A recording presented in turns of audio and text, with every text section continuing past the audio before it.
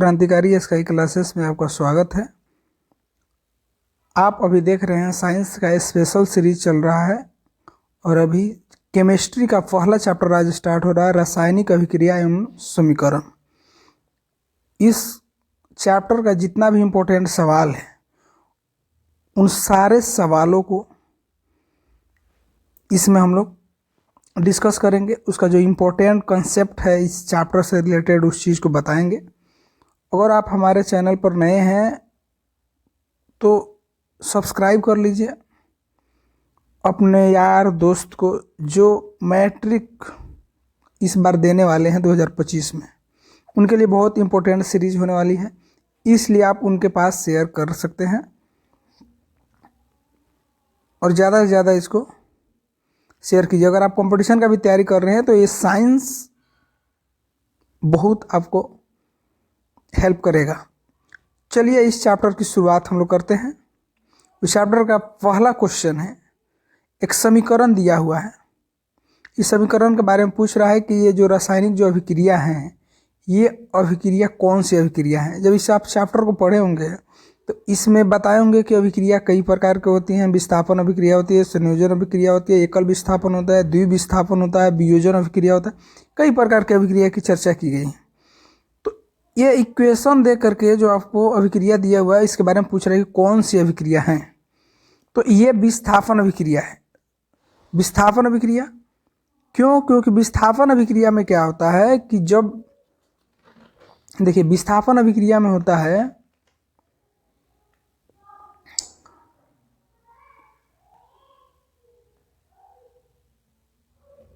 वैसी अभिक्रिया जिसमें अभिकारकों के बीच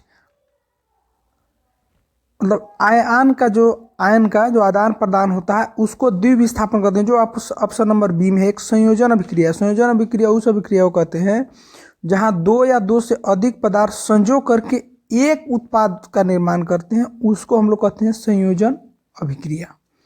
एक है इसमें विस्थापन अभिक्रिया, ये हम लोग पढ़े ना। विस्थापन अभिक्रिया मतलब वैसी अभिक्रिया जिसमें एक तत्व दूसरे तत्व को विस्थापित कर देता है। जैसे आप देखिए, पहले देखिए इधर जिसमें लिखा हुआ है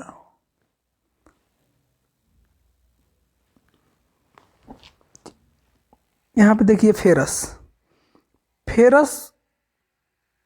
क्या कर दिया है, इस सल्फेट कॉपर सल्फेट यहाँ पे कॉपर सल्फेट को विस्थापित करके फेरस सल्फेट बना दिया है। तो यहाँ उसको विस्थापित कर दिया है, इसीलिए इसका हो जाएगा विस्थापन अभिक्रिया। दूसरा नंबर सवाल है इसमें, रासायनिक अभिक्रिया के दौरान किस पदार्थ में ऑक्सीजन का ह्रास होता है। ये सवाल आपका है। जिसमें ह्रास होता है उसको बोलते हैं हम अपचयन। जिसमें ऑक्सीजन का ह्रास हो उसको बोलते हैं हम लोग अपचयन अभिक्रिया, और जिसमें ऑक्सीजन का ह्रास नहीं होता है उसको बोलते हैं हम लोग उपचयन अभिक्रिया। तो चूंकि इसमें ऑक्सीजन का ह्रास हो रहा है इसलिए हम इसको कहेंगे अपचयन कहते हैं। अब देखिए तीसरा नंबर सवाल है कि एक भूरे रंग का चमकदार तत्व, एक भूरे रंग का चमकदार तत्व X को अगर वायु की उपस्थिति में अगर आप इसको आप रख रहे हैं तो वायु की उपस्थिति में गर्म करने पर वह काले रंग का हो जाता है। तो बताइए वो कौन सा तत्व है जिसको वायु की उपस्थिति में अगर गर्म किया जाए तो काले रंग का हो जाएगा। तो ये आपका कॉपर होगा। ठीक है। नेक्स्ट सवाल है कि दी गई अभिक्रिया के संबंध में कौन सा कथन सत्य है। तो देखिए इसमें यहाँ दिख रहा है स्पष्ट तौर पे कि जिंक ऑक्साइड प्लस कार्बन, तो जिंक ऑक्साइड कार्बन मोनोऑक्साइड बन रहा है। तो इसमें एक कार्बन क्या हो रहा है, अपचयित हो रहा है। यहाँ पे कार्बन अपचयित होकर के कार्बन मोनोऑक्साइड बन रहा है, यहाँ पे कार्बन क्या हो रहा है, अपचयित हो रहा है। तो इसका आंसर होगा सी, कार्बन अपचयित हो रहा है। नेक्स्ट क्वेश्चन है, सिर्फ इक्वेशन दिया हुआ है। इसमें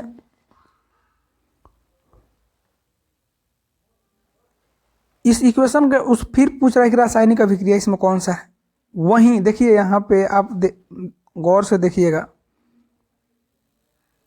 दो विस्थापित हो रहा है, इसलिए इसको द्विविस्थापन अभिक्रिया कहेंगे। यहाँ सोडियम सल्फेट और बेरियम क्लोराइड, ठीक है। यहाँ पे क्या हो जा रहा है कि ये सोडियम सल्फेट सोडियम क्लोराइड इधर बन जा रहा है। देखिए इस सल्फेट के साथ ना होकर के इधर क्लोरीन के साथ एक जाकर के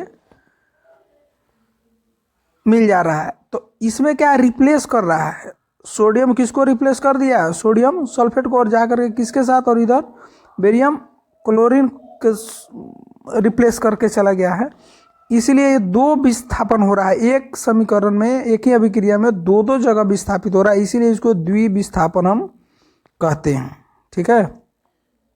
तीसरा, जब मैग्नीशियम फीता को जलाया जाता है, जब मैग्नीशियम के फीता को जलाया जाता है तो उत्पन्न आग की लौ कैसे, तो उजला कलर का होता है।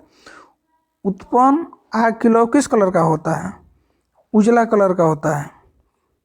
नेक्स्ट सवाल है, जिंक प्लस कॉपर सल्फेट जब अभिक्रिया करता है तो जिंक सल्फेट प्लस कॉपर, ऊपर दी गई रासायनिक अभिक्रिया किस प्रकार की है, नीचे दी गई कौन सा कथन सत्य है।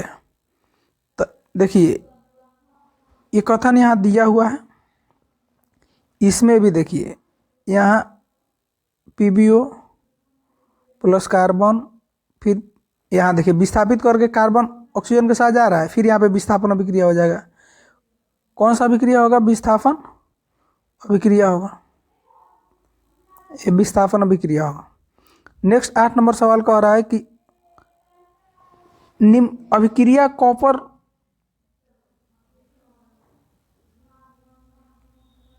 CO4H2 कॉपर प्लस जल में किसका अपचयन हो रहा है। अब किसका अपचयन, हाइड्रोजन का, तो दिख रहा है कि हाइड्रोजन का क्या हो रहा है, यहाँ पे अपचयन हो रहा है। किसका अपचयन हो रहा है, हाइड्रोजन का। नेक्स्ट सवाल है, किस अभिक्रिया में भाग लेने वाले पदार्थ, किसी अभिक्रिया में भाग जो लेता है उसको बोलते हैं अभिकारक। जो किसी समीकरण में या किसी अभिक्रिया में जो भाग लेता है उसको क्या बोलते हैं, अभिकारक बोलते हैं। अब जानते हैं कि तीर के इधर होता है अभिकारक, अभिकारक, और तीर के इधर दाहिने साइड में होता है उत्पाद, जानते हैं ना। आइए, साग सब्जी विघटित होकर कंपोस्ट बनना किस अभिक्रिया का उदाहरण है। साग सब्जी ऊष्माशोषी, उभयगामी, ऊष्माक्षेपी या प्रतिस्थापन।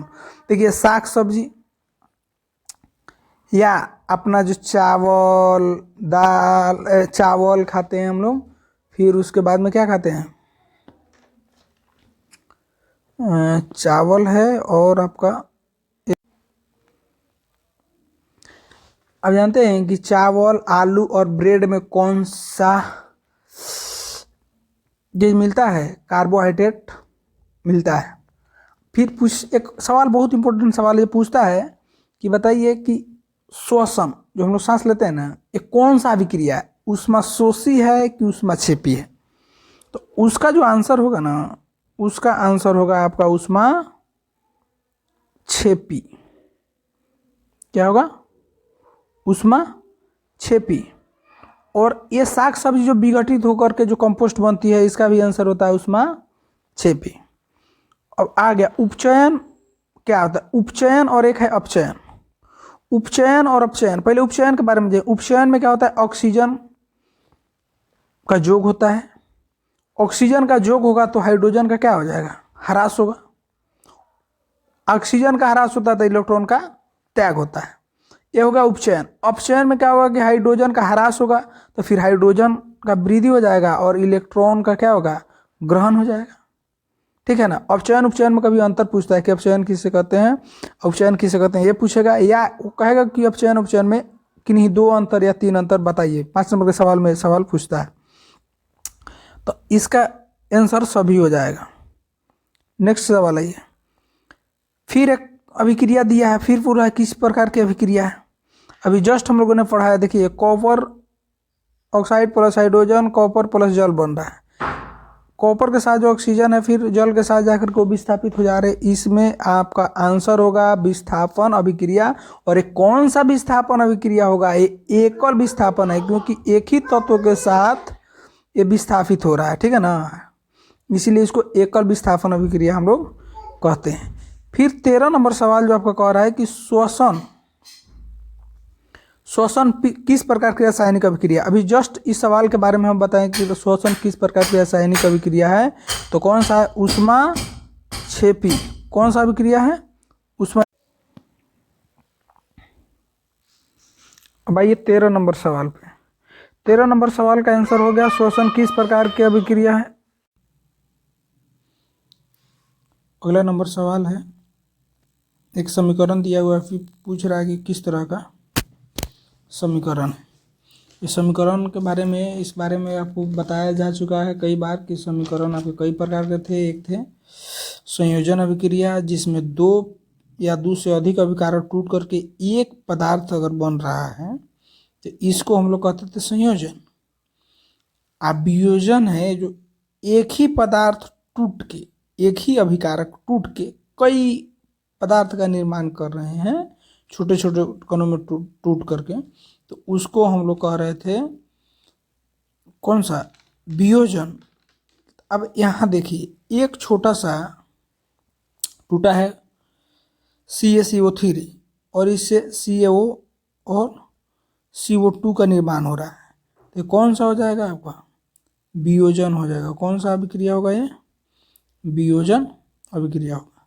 लेकिन यही CaO प्लस CO2 और फिर इधर का तीर का निशान देकर के CaCO3 बनता था, ये हो जाता संयोजन अभिक्रिया, क्योंकि दो या दो से अधिक अभिकारक अगर एक छोटा, एक कोई भी अगर पदार्थ यानी उत्पाद का निर्माण हो रहा है तो वहाँ पे हम लोग संयोजन कहेंगे। और जब एक अभिकारक छोटे छोटे पार्ट में टूट करके अलग अलग पदार्थ अगर बना रहे हैं तो उसको कहेंगे वियोजन भी कहते हैं, ठीक है, उसको वियोजन अभिक्रिया कहा जाता है, या इसी को अपघटन अभिक्रिया भी कहते हैं। अब आइए नेक्स्ट सवाल 15 नंबर। अब इसमें देखिए, ये 2CO प्लस मिल करके 2CO बन रहा है, अथवा इस समीकरण इतने इतने में किस प्रकार की अभिक्रिया हुई है। देखिए ये अभिक्रिया आप देखिएगा तो ये कौन सी अभिक्रिया है, ऑक्सीकरण। ये ऑक्सीकरण है, क्यों, क्योंकि ऑक्सीकरण में क्या हो रहा है, ऑक्सीजन। एक और अभिक्रिया है CO2 प्लस O2 का, जिसमें CO2 बन रहा है, तो इसलिए कौन सा अभिक्रिया हो जाएगा, ऑक्सीकरण अभिक्रिया हो जाएगा। नेक्स्ट सवाल है, निम्न में कौन सा अवकारक है, निम्नलिखित में कौन सा क्या है, अवकारक है, क्या होगा, H2S। निम्नलिखित में से कौन सा, 17 नंबर सवाल है कि निम्नलिखित में से कौन सा आक्सीकारक है, तो ऑक्सीजन। अब अवकारक, आक्सीकारक, आक्सीकारक का मतलब होता है जिसमें ऑक्सीजन हो उसमें को आक्सीकारक कहते हैं। अवकारक जिसमें ऑक्सीजन,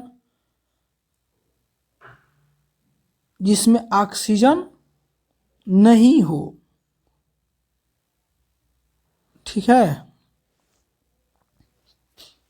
ऑक्सीकारक, अवकारक। अब 18 नंबर सवाल में आप आइएगा।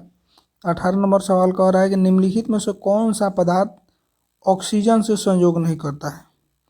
कौन सा पदार्थ है जो ऑक्सीजन से संयोग नहीं करता है, तो ऑक्सीजन से संयोग नहीं करता है ये आपका सोना, जिसको हम लोग कहते हैं गोल्ड। कौन सा जी, गोल्ड। जिंक भी करता है, तांबा भी करता है, पोटेशियम भी करता है।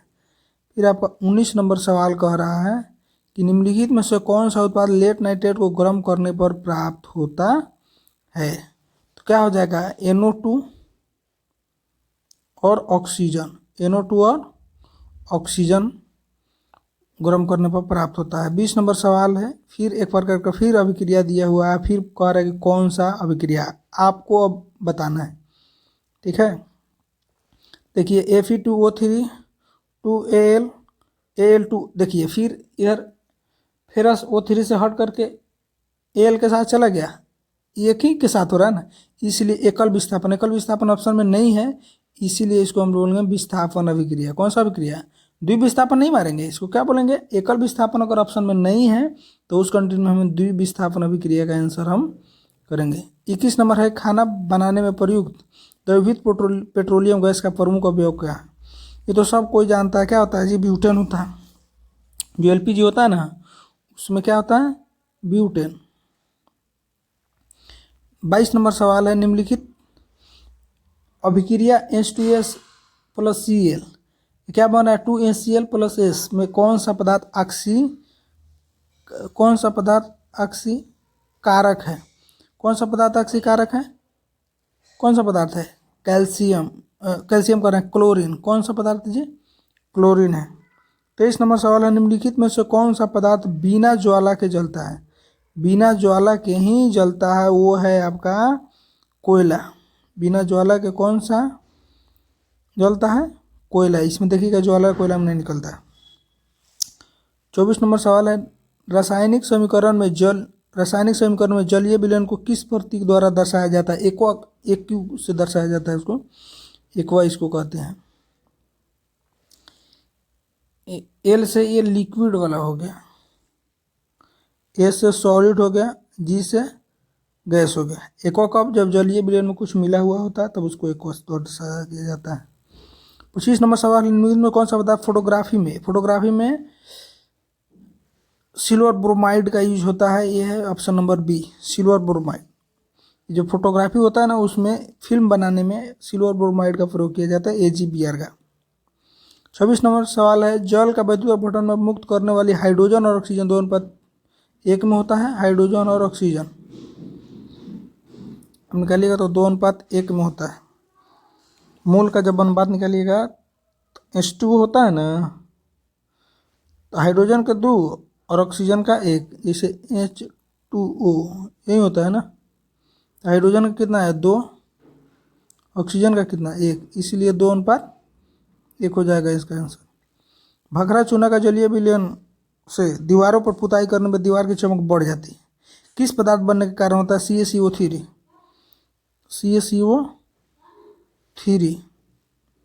के बनने से होता है। CaCO3 के बनने से होता है।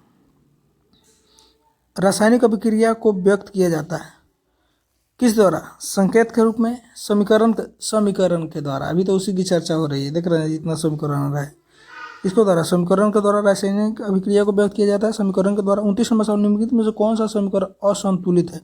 आपको देगा 1-2 सवाल आपका रहेगा जहाँ आपको संतुलित और असंतुलित करने के लिए, जहाँ असंतुलित रहेगा उसको बोलेगा कि संतुलित कीजिए, नहीं तो 4 ऑप्शन देगा, उसमें से आपसे कहेगा कि कौन सा इसमें असंतुलित है, उसको आप पहचानिए।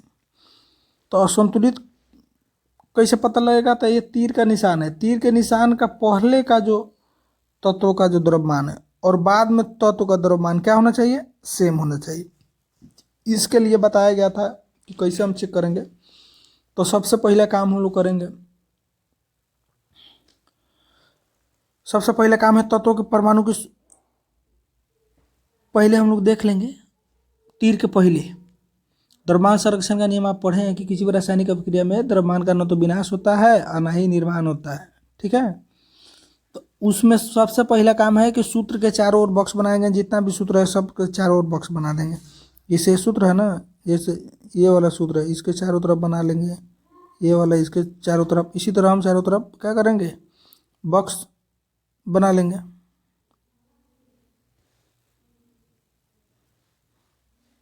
इस चारों तरफ इसी तरह बॉक्स बनाएंगे। बॉक्स बनाने के बाद क्या करेंगे? परमाणु की सूची बनाएंगे। जैसे कि हाइड्रोजन का कितना इधर है, यहाँ हाइड्रोजन का 2 परमाणु है, यहाँ लिखेंगे हाइड्रोजन का 2 परमाणु है। उसी तरह इधर भी देखिए हाइड्रोजन का 2 परमाणु है। अब देखिए इसको चेक कैसे किया जाएगा, यही देखना है ना। उसके बाद फिर करेंगे इसके सबसे ज़्यादा जो परमाणु जिसका होगा उसको संतुलित करने का कोशिश करेंगे। फिर इसी तरह आगे दूसरे के करते चलेंगे और ये हो जाएगा। अभी हमको पहचानना है ना जी कि 4 गो में कौन है जो असंतुलित है। अब देखिए यहाँ 2 हाइड्रोजन है, तो यहाँ भी 2 हाइड्रोजन है, ठीक है। 2 कैल्शियम है तो 1 कैल्शियम है, तो यहाँ 2 से गुना है ना, तो 2 कैल्शियम में भी हो गया। चलिए, ये नंबर तो सही है, ये संतुलित है। अब 2 नंबर देखिए, PbNO3 का 3 दूने 6 गो ऑक्सीजन है, तो इधर 2 ऑक्सीजन, इधर 2 ऑक्सीजन और ये इधर 1 ऑक्सीजन, यही बी नंबर असंतुलित है। ऑप्शन नंबर बी होगा, ठीक है। आइए 30 नंबर सवाल में फिर एक दिया है अभिक्रिया और पूछ रहा है कि कौन सा अभिक्रिया है। आपको कई बार बोले कि देखिए ये विस्थापन अभिक्रिया है, ये किस तरह पता लगेगा। देखिए कैल्शियम विस्थापित होकर साथ किसके साथ जा रहा है, KCl बना रहा है, तो ये विस्थापित हो गया ना, तो इसलिए कौन सा अभिक्रिया हो जाएगा, विस्थापन अभिक्रिया। 31 नंबर सवाल में कह रहा है निम्नलिखित में से कौन समीकरण संतुलित है। फिर संतुलित आपको चेक करना।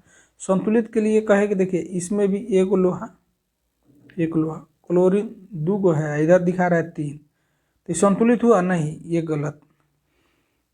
NH4 इसमें नाइट्रोजन एगो है, या नाइट्रोजन 2 दिया है, तो नाइट्रोजन चलिए एगो यहाँ है, 2 हो जाएगा। हाइड्रोजन यहाँ पे 4 है, तो हाइड्रोजन यहाँ भी 4 है, यो ठीक है। यहाँ ऑक्सीजन 2 है, यहाँ ऑक्सीजन 2 है, यो ठीक है। तो संतुलित कौन नंबर होगा, B नंबर इसमें संतुलित होगा, ठीक है। फिर आपका 32 नंबर सवाल कह रहा है कि फिर एक दिया है, उसमें पूछ रहा है कौन सा अभिक्रिया है, कौन सा अभिक्रिया है। देखिए विस्थापन के बारे में अभी कई बार विस्थापन से बहुत ज़्यादा सवाल पूछेगा आपका। ये आपका देखिए एल्युमिनियम NaCl है, ये उपरोक्त अभिक्रिया हो जाएगा द्विविस्थापन का, किसका, द्विविस्थापन का, इसमें साथ कुछ छोड़ दिया है।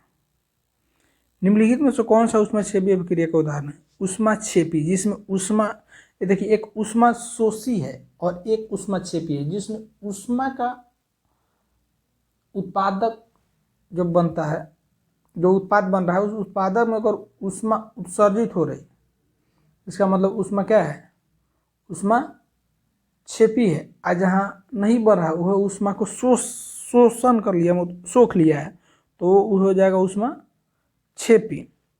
तो जल का वाष्पन, अम्ल को जल द्वारा तनु करना, यही है इसका 33 नंबर का सवाल का आंसर। इसमें होगा अम्ल को जल द्वारा तनु करना। 34 नंबर सवाल है कि जिस न्यूनतम ताप पर कोई पदार्थ जलना प्रारंभ करता है उसको बोलते हैं ज्वलन ताप। क्या बोलते हैं, ज्वलन ताप कहते हैं। इसका आंसर होगा ही ज्वलन ताप। यानी जिस न्यूनतम ताप पर कोई पदार्थ जलना प्रारंभ करता है उसे ज्वलन ताप कहते हैं। 35 नंबर सवाल है हमारे शरीर में भोजन पचना किस प्रकार की अभिक्रिया है। तो हमारे शरीर में जो भोजन पचता है वो आपका ऑक्सीकरण या ऑक्सीकरण अभिक्रिया इसको कहते हैं, ठीक है। निम्नलिखित में से कौन सा दहन अभिक्रिया है। दहन पेट्रोल जितना भी ईंधन जलता है उस सबको दहन अभिक्रिया के अंतर्गत रखा जाता है। तो पेट्रोल का जलना कौन सा अभिक्रिया है, दहन अभिक्रिया। फिर आया इसमें से कौन सा उभय विस्थापन है। ये ऑप्शन नंबर B है। ये सब बहुत आसान है, ऑप्शन नंबर B। 38 नंबर में ये समीकरण दिया हुआ, फिर पूछ रहा है कि कौन सी अभिक्रिया है। आपको देख करके क्या लग रहा है, देखिए हमको देख करके क्या लगेगा इसे यहीं को बताना है कौन सा अभिक्रिया। देखिए ये विस्थापित होकर O3 के साथ जा रहा है, तो विस्थापन अभिक्रिया हो गया। कौन सी अभिक्रिया हो गई, विस्थापन अभिक्रिया। 39 नंबर सवाल, ये फिर अभिक्रिया दिया हुआ, पूछ रहा है किस अभिक्रिया का उदाहरण है। आइए देखिए NH आपका NH4NH3 plus 5GO plus 4NO plus 6H2O। देखिए अलग अलग है, इसमें रिप्लेस हुआ है NH3 NO के साथ, इधर ऑक्सीजन के साथ हो गया है, तो विस्थापित हो गई ना। तो इसको कौन सा अभिक्रिया, विस्थापन अभिक्रिया कहते हैं। निम्नलिखित एक फिर दिया हुआ है, देखिए उसमें ऊष्मा आ गया है ना, तो जिसमें ऊष्मा आएगा उसको ऊष्मा क्षेप, या उसमें जिसमें ऊष्मा उत्पादक के रूप में यहाँ नहीं रहेगा उसमें बोलेंगे ऊष्मा शोषी। तो ये कौन सा है, ऊष्मा क्षेपी। देखिए यहाँ ऊष्मा है तो ऊष्मा क्षेपी तो दोनों में है। ये दो ऑप्शन तो ऐसे कट जाएगा, क्षेपी शोषी है दोनों में, यही AB में से कोई हो जाएगा। लेकिन ये संयोजन है कि CO और H2O मिल करके एक ही पदार्थ बन रहा है, इसीलिए कौन सा अभिक्रिया हो जाएगा, संयोजन और ऊष्मा क्षेपी अभिक्रिया, ठीक है। अब 41 नंबर सवाल है, निम्नलिखित फिर समीकरण दिया है और इस समीकरण जो दिया हुआ है उसके बारे में कहना है कि इसमें हो क्या रहा है। अब देखिए जिंक ऑक्साइड कार्बन मोनोऑक्साइड, ये जिंक और CO2 के मध्य में कौन सा कथन आपको लग रहा है? तो ये ZnO यहाँ दिख रहा है कहीं नहीं ना, तो इसी का क्या हो जा रहा है? अवकरण हो जा रहा है। 42 नंबर सवाल है कि समीकरण के बाईं और दाईं दोनों ओर पर प्रत्येक प्रकार के परमाणु की संख्या समान है, तो यह समीकरण हो जाएगा संतुलित। अगर ये समान नहीं रहेगा तो कौन सा हो जाएगा? असंतुलित। अगर संख्या अगर समान है तो हो जाएगा संतुलित, अगर असमान रहता तो हो जाएगा क्या? असंतुलित। बेरियम क्लोराइड के जलीय विलयन में जब सल्फ्यूरिक अम्ल की अभिक्रिया जब कराइएगा तो उस समय अवक्षेपण अभिक्रिया होती है। कौन सी अभिक्रिया होता है? अवक्षेपण अभिक्रिया। 44 नंबर सवाल आइएगा, किसी ताजे तेल में बहुत दिनों तक सुरक्षित रखने के लिए कौन सा गैस का इस्तेमाल होता है? नाइट्रोजन। किसी भी ताज़ा तेल नहीं, चिप्स उप्स में जितना भी हो रहा है, चिप्स में भी ऑक्सीजन की जगह क्या कौन सा गैस भरा रहता है? नाइट्रोजन गैस भरा रहता है। ताकि देखिए 45 नंबर, कैल्शियम कार्बोनेट को गर्म करने पर कैल्शियम ऑक्साइड एवं कार्बन डाइऑक्साइड बनते हैं। किस प्रकार की अभिक्रिया है? तो ये आपका हो जाएगा अपघटन। कौन सा अभिक्रिया हो जाएगा? इसी को अपघटन कहते हैं या इसी को वियोजन अभिक्रिया भी कहते हैं। इसको अपघटन अभिक्रिया कहिए या वियोजन अभिक्रिया कहते हैं। ये अभिक्रिया जिस अभिक्रिया में एकल मतलब अभिकारक टूट करके छोटे छोटे उत्पाद बनाते हैं, इसी को हम कहते हैं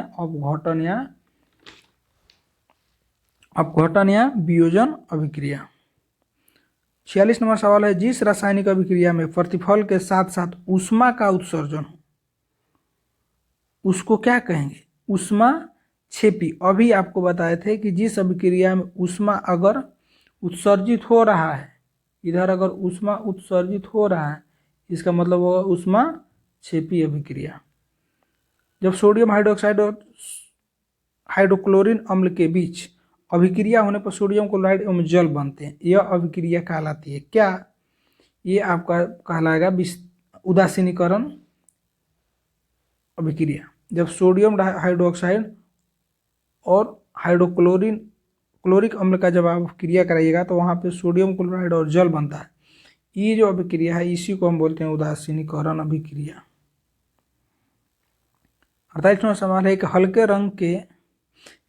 हरे रंग के रवादार पदार्थ को गर्म करने पर दम घुटने वाली गैस निकलती है। कौन सा? दम घुटने वाली गैस निकलती है। और भूरे रंग का ठोस पदार्थ अवशेष के रूप में प्राप्त होता है। यही है वियोजन अभिक्रिया कहिए या अपघटन अभिक्रिया कहा जाता है इसको। फिर 49 नंबर सवाल आपका है कि क्लोरोफिल और सूर्य के प्रकाश की उपस्थिति में पौधे वायु से कार्बन डाइऑक्साइड एवं पृथ्वी से जल ग्रहण करके अपना खाना बनाते हैं, है ना। ये आप प्रकाश संश्लेषण पढ़े हैं, वही है प्रकाश रासायनिक अभिक्रिया, इसको कहते हैं। प्रकाश संश्लेषण के बारे में पूछ रहा है। लास्ट सवाल है आपका, सिल्वर नाइट्रेट के जलीय विलयन में सोडियम क्लोराइड का जलीय विलयन डालने पर अविलेय सिल्वर क्लोराइड से पृथक हो जाता है और इस अभिक्रिया को वहीं वियोजन या अवक्षेपण अभिक्रिया कहा जाता है। 50 सवाल था। चलिए एक सवाल और हम लोग कर लेते हैं। ये 50 सवाल रहने दीजिए आज में। ये पहला चैप्टर का 50 क्वेश्चन हो गया। अपने दोस्तों को शेयर कीजिए, नए हैं तो सब्सक्राइब कर लीजिए। मिलते हैं अगले वीडियो में। रोजाना आपको ये वीडियो मिलेगा शाम में 8 बजे।